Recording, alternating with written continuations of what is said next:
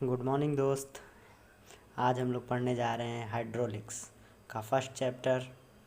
Starting कर रहे हैं, इसीलिए सबसे पहले इंट्रोडक्शन पढ़ेंगे। इंट्रोडक्शन स्टार्ट हो रहा है हम लोग का। इसमें सबसे पहले जो चीज़ है वो है मैटर। मैटर पदार्थ उसे कहते हैं जो स्थान घेरता है और हमारी ज्ञानेंद्रियों पर प्रभाव डालता है। प्रत्येक छोटे छोटे कणों का बना होता है जिन्हें अणु कहते हैं। पदार्थ के रूप तीन तरीके के होते हैं: ठोस, द्रव तथा वाष्प। ठोस ठोस पदार्थ के अणु परस्पर बहुत निकट होते हैं और आपस में अधिक आकर्षण बल के कारण दृढ़ता से चिपके रहते हैं। इसी कारण ठोसों का आकार बदलने से ठोस काफ़ी प्रतिरोध प्रस्तुत करते हैं। अतः ठोसों का आकार बदलने के लिए अधिक बल की आवश्यकता नहीं पड़ती है। ठोस पदार्थ पर्याप्त मान के तनाव, संपीड़न, कर्तन बलों को सहन कर सकते हैं। द्रव पदार्थों के अणुओं के बीच दूरी ठोसों की अपेक्षा अधिक होती है, अतः इनमें आकर्षण बल कम होता है। इस प्रकार द्रव पदार्थ अपने आकार परिवर्तन में ठोस की अपेक्षा कम प्रतिरोध प्रस्तुत करते हैं। अणुओं के बीच कम आकर्षण बल के कारण ही द्रव अपना आकार निश्चित नहीं रख पाता है, वरन जिस बर्तन में उसे रखा जाता है उसी का आकार धारण कर लेता है। द्रव में बहने की क्षमता होती है। द्रव, गैस, वाष्प सहित गैसों पदार्थों के अणु ठोस और द्रव की अपेक्षा काफ़ी दूर होते हैं, अतः इनमें आकर्षण बल भी बहुत कम होता है। गैस के अणु सभी दिशाओं में तेजी से घूमते रहते हैं तथा एक दूसरे से टकराते रहते हैं। इसके साथ गैस को जिस बर्तन में भरा जाता है उसकी दीवार से भी उसके अणु टकराते रहते हैं, इसीलिए दीवार पर दबाव डालते हैं। तेज गति से सभी दिशाओं में घूमने के कारण ही गैस के अणु भर जाने वाले बर्तन के सारे स्थान में फैल जाते हैं और गैस पदार्थ बल सहन की क्षमता रखता है। ठोस, द्रव और गैसों के लिए विशेष। अणुओं में परस्पर अत्यधिक आकर्षण बल के कारण ही ठोस अपना आकार निश्चित रख पाते हैं। ठोस में अणुओं में पारस्परिक आकर्षण बल अधिक होता है, इसलिए वो अपना आकार निश्चित रख पाते हैं। ठोस बहने की क्षमता नहीं रखते हैं, वरन द्रव और गैस पदार्थ बहने की क्षमता रखते हैं। क्योंकि हम लोग अब पढ़ रहे हैं हाइड्रोलिक्स, इसलिए अधिकतर गैस और तरल के बारे में ही पढ़ेंगे। तो आगे देखते हैं। गैस पदार्थ संपीड्य होते हैं, मतलब इन्हें दबाया जा सकता है। बाह्य बल लगाने पर इसमें संपीड़न होता है और हटा लेने पर अनिश्चित रूप में फैल जाते हैं। गैस की अपेक्षा द्रव पदार्थ असंपीड्य होते हैं, मतलब इस पे दाब लगाने पे ये के घनत्व, इसके आकार या घनत्व में कोई परिवर्तन नहीं होता है। घनत्व में कोई परिवर्तन नहीं, क्योंकि इनके अणु पास पास होते हैं गैस की अपेक्षा।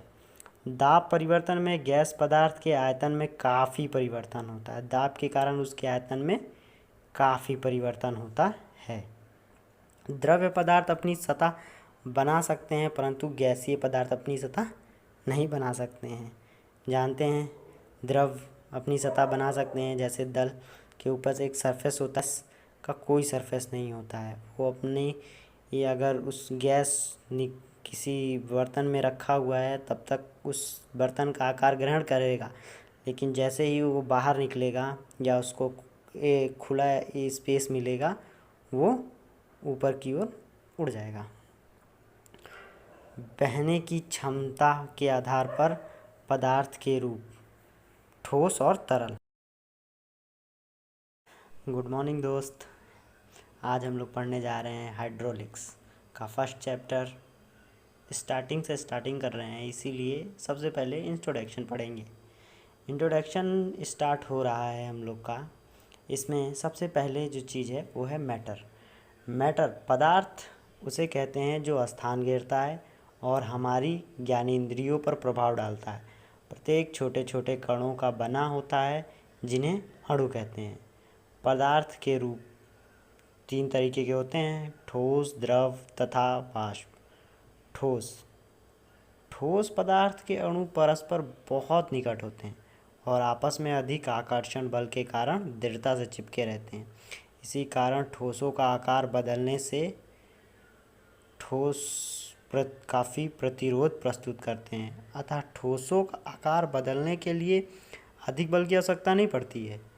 ठोस पदार्थ पर्याप्त मान के तनाव, संपीड़न, कर्तन बलों को सहन कर सकते हैं। गैसों तथा वाष्प में यह परिवर्तन पर्याप्त मात्रा में होता है। गैसों तथा वाष्प, इन्हें संपीड्य तरल भी कहते हैं। ये ऐसे तरल हैं जिन्हें सुगमता से दबाया जा सकता है तथा तापमान परिवर्तन इन पर काफ़ी प्रभाव पड़ता है। ये रखे जाने वाले बर्तन के पूर्ण स्थान मतलब गैस संपीड्य तरल होता है। तापमान परिवर्तन पर काफ़ी प्रभाव पड़ता है और जिस बर्तन में रखा जाता है उसका आयतन ग्रहण कर लेता है। अब द्वितीय वर्गीकरण सैद्धांतिक तथा व्यवहारिक आधार पर निम्न 2 प्रकार के बताए गए हैं। एक आदर्श तरल होता है और एक व्यवहारिक तरल होता है। आदर्श तरल वे हैं जो अपने किसी भी कण के विस्थापन में कोई प्रतिरोध प्रस्तुत नहीं करते। आदर्श तरल को दबाया नहीं जा सकता है। असंपीड्य तरल है। अशांतता तथा पृष्ठ तनाव शून्य है, अर्थात आदर्श तरल में यह गुण नहीं होते हैं। तरल पदार्थ वे पदार्थ हैं जो सामान्य तापमान पर बहने की क्षमता रखते हैं और अपना आकार स्वयं निश्चित नहीं रख पाते हैं, वरन जिस बर्तन में इन्हें रखा जाता है उसी का आकार ग्रहण कर लेते हैं। तरल पदार्थ वह हैं जो सामान्य जिस बर्तन में भी उसे रखा जाता है उसी का धारण कर लेते हैं। पर्याप्त क्षमता होती है। संपीड़न तथा दबाने की सुगमता कठिनाई के आधार पर सभी तरल 2 प्रकार के होते हैं, एक द्रव्य और एक गैस तथा वाष्प। इन्हें व्यवहारिक दृष्टि से संपीड्य तरल भी कहते हैं। ये वे तरल हैं जिन्हें आसानी से नहीं दबाया जा सकता है तथा इन पर परिवर्तन का कम प्रभाव पड़ता है। थोड़ा सा बहा दाब के कारण द्रवों के घनत्व में नगण्य परिवर्तन होता है, जबकि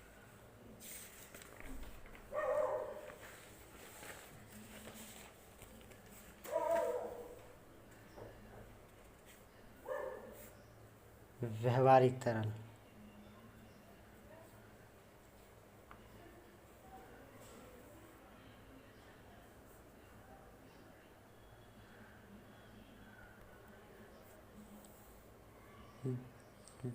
तरल जिन्हें व्यवहारिक तरल भी कहते हैं, व्यवहारिक तरल भी कहते हैं।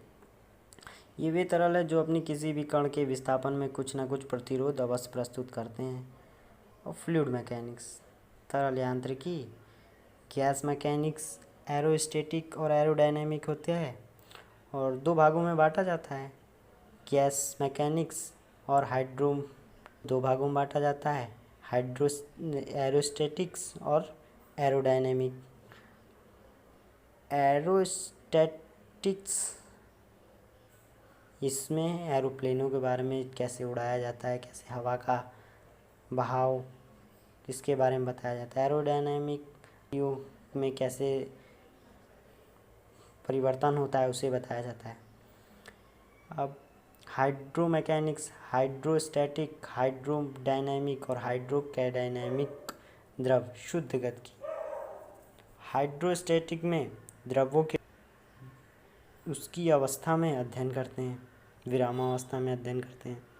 हाइड्रोडायनेमिक द्रवों का उनकी गति अवस्था में अध्ययन करते हैं जिसमें द्रवों पर लगाने वाले बलों और उनकी गति अथवा त्वरण आदि भी सम्मिलित किए जाते हैं। हाइड्रोलिक्स मशीन, ये एक ऐसी मशीन है जो द्रव का व्यवहार रखती है, जैसे पंप, जल, टरबाइन, द्रविक प्रेस आदि तथा जैविक चेक आदि। द्रव इंजीनियर का इतिहास। द्रव इंजीनियरिंग का प्रारंभ द्रवों के संतुलन तथा गति संबंधी नियमों की खोज से हुआ। ईसा से लगभग 3000 वर्ष पूर्व मिस्र और बेबीलोनिया में सिंचाई हेतु छोटी छोटी नहरें बनाई गईं। फिर नील नदी डेल्टा तथा लाल सागर बांध आदि बनाए गए। ईसा से लगभग 250 वर्ष पूर्व द्रव स्थैतिकी के कुछ नियम बनाए गए। 15वीं शताब्दी के अंत में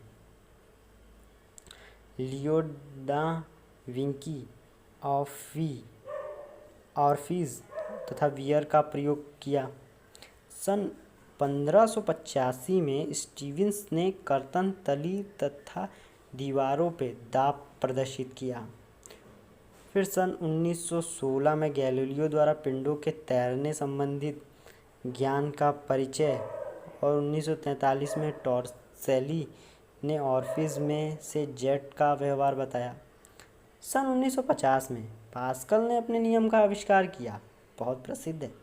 न्यूटन के द्रव प्रवाह में घर्षण और श्यानता के नियम बनाए।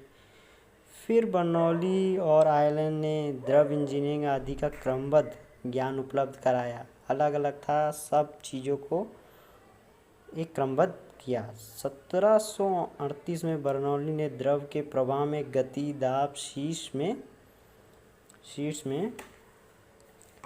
में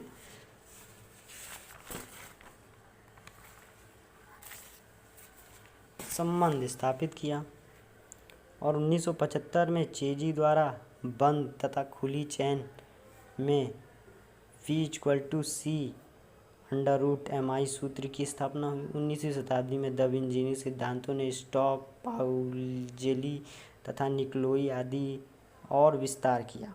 फिर सन 1883 में रेनॉल्ड्स संख्या स्थापित हुई। आधुनिक इंजीनियरिंग में द्रव इंजीनियरिंग की भूमिका। द्रव इंजीनियरिंग एक ऐसी इंजीनियरिंग विषय है जिससे पता चलता है कि अवश्य ही इंजीनियरिंग में इसकी उपयोगिता है।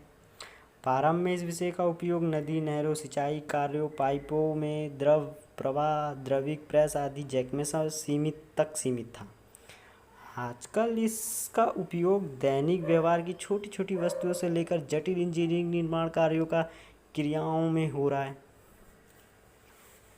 स्वतः द्वार चालक बंद करने की युक्ति, नियंत्रण निकाय, झटका शोषक, टरबाइन तथा मशीनों में क्रिया आदि में द्रव इंजन की महत्वपूर्ण भूमिका है। उपरोक्त आधार पर मोटर, रेलगाड़ी, ब्रेक, प्रबंधन, मोड़ परिवर्तन, वायुयान, समुद्री जहाज, पनडुब्बी, मिसाइलों आदि के नियंत्रण निकाय, शीतल स्नेहन प्रबंधन, चिकित्सा में भी यह विषय असाधारण भूमिका निभाता है। बस इतना ही है परिचय, आगे फिर बताया जाएगा।